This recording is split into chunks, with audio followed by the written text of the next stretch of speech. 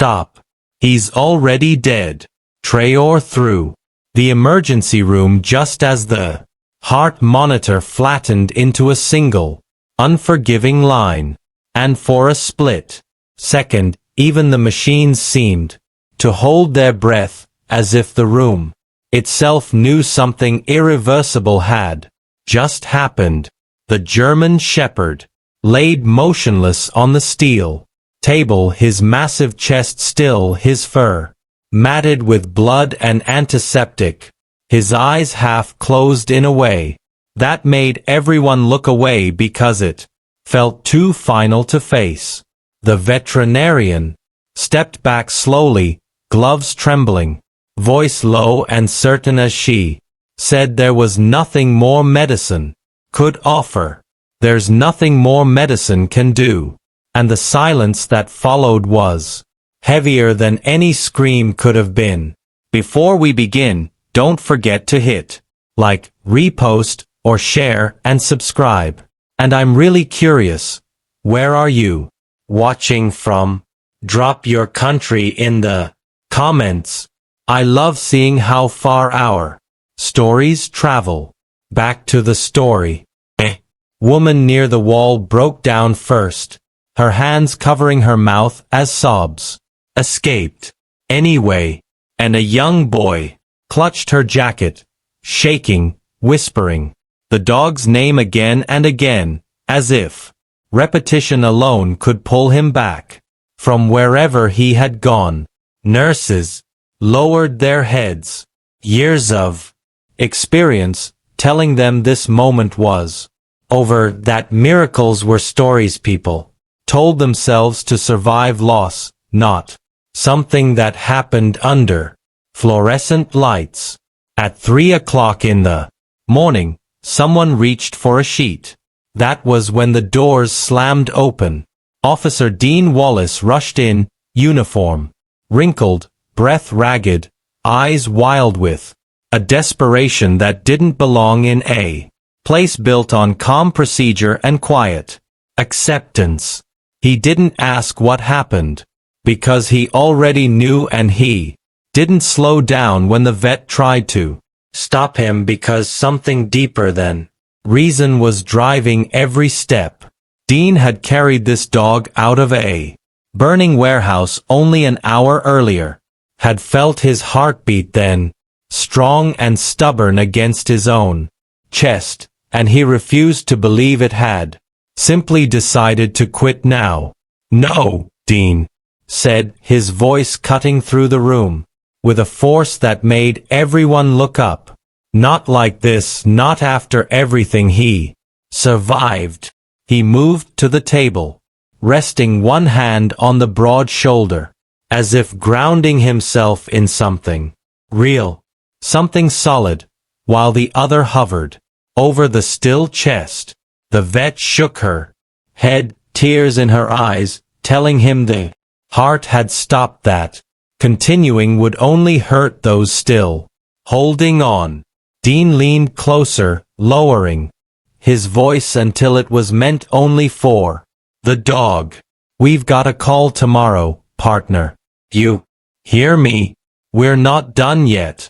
Telling him about the call they'd answer tomorrow, the quiet morning walks he was promised, the kid who still needed him to come home. Then, without waiting for permission, he positioned his hands in a way none of the medical staff recognized, not CPR, not defibrillation, but something slower, more deliberate, something learned outside textbooks and training manuals. His fingers pressed with controlled rhythm, not force, not panic, but intention, like he was reminding the body how to remember itself. Please, the woman whispered, though she didn't know who she was begging anymore. The vet started to speak again, to stop him, to protect everyone from false hope, when a nurse froze mid-step, staring at the monitor with wide eyes.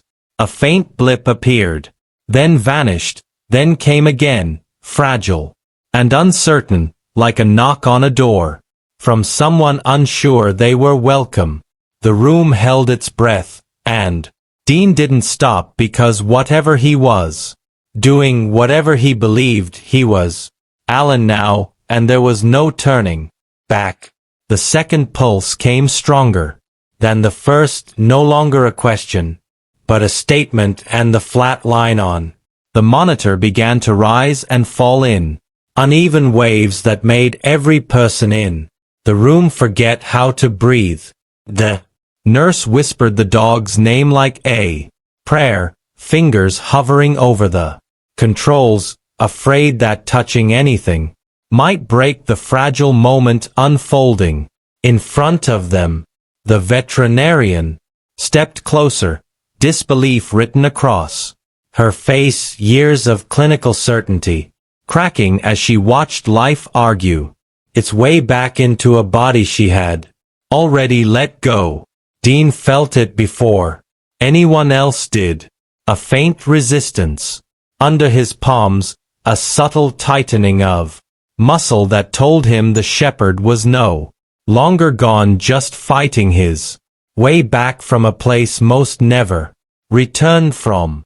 He adjusted his hands, slowing the rhythm, speaking quietly, now not commanding, not begging, but reminding the dog who he was, what he stood for, how many times he had charged forward when fear told him to stay down. His voice shook as he spoke about trust, about loyalty, about how partners never leave each other behind, even when the world says it's over. The dog's chest rose suddenly, shallow, but real, and a sharp gasp ripped through his body like a spark catching dry wood. The young boy cried out, falling to his knees, laughter and tears mixing in a sound so raw it cut straight through every adult heart in the room. The vet moved fast, now, instinct taking over as she called out orders. Oxygen, fluids, monitoring every sign with hands that no longer trembled. What moments ago had been a place of quiet surrender exploded into controlled chaos, fueled by something far more dangerous than hope, belief. As the shepherd's breathing steadied, his eyes fluttered, unfocused at first, then slowly settling on the one face he seemed to recognize, even through pain and exhaustion. His tail twitched weakly against the table just once, but it was enough to break Dean completely. He pressed his forehead gently to the dog's head, eyes closed, whispering a thank you he didn't fully understand yet. Thank you, buddy. Thank you.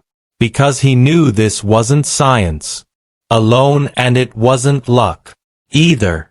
It was the stubborn refusal to accept loss when love still had something to say. Minutes later, as the room calmed and the machines settled into steady rhythms, the veterinarian finally spoke, her voice quiet and honest.